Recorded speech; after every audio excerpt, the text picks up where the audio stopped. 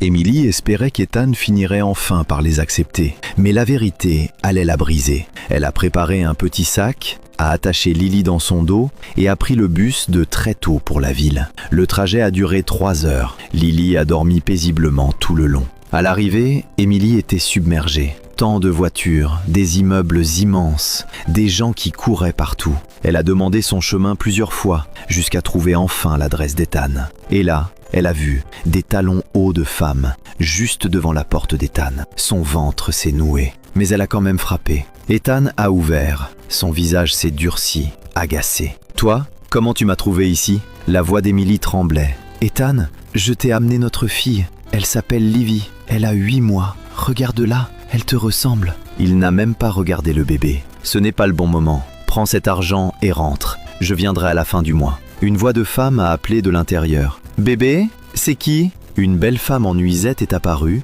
regardant Émilie avec dégoût. « C'est qui, elle ?» Ethan lui a vite pris la main. « Ne t'inquiète pas, chérie. C'est juste ma cousine du village. Je lui ai donné un peu d'argent pour qu'elle rentre. » Puis il s'est tourné vers Émilie, froid, tranchant. « Tu as entendu ? Rentre, maintenant. » Il a tiré la femme à l'intérieur et a claqué la porte. Émilie est restée figée. Lily s'est mise à pleurer. Les jambes d'Émilie ont lâché. Elle s'est effondrée par terre dans la poussière et toutes les deux pleuraient. « J'aurais dû écouter ma mère. » Soudain, la porte s'est rouverte. Ethan est sorti, furieux. « Tu es encore là ? Prends l'argent et pars. Si je reviens et que tu es encore ici, j'appelle la police. » Et il est parti. Émilie tremblait quand une femme en uniforme s'est arrêtée. « Ma sœur, tu ne peux pas rester au soleil avec un bébé. Qu'est-ce qu'il y a ?» En larmes, Émilie lui a tout raconté. La femme s'est présentée. « Je m'appelle Diana. Je suis superviseur d'usine. Cet homme est cruel. » Elle s'est penchée. « Viens avec moi. Tu peux rester chez moi le temps de comprendre quoi faire. » Diana les a emmenés dans son petit appartement.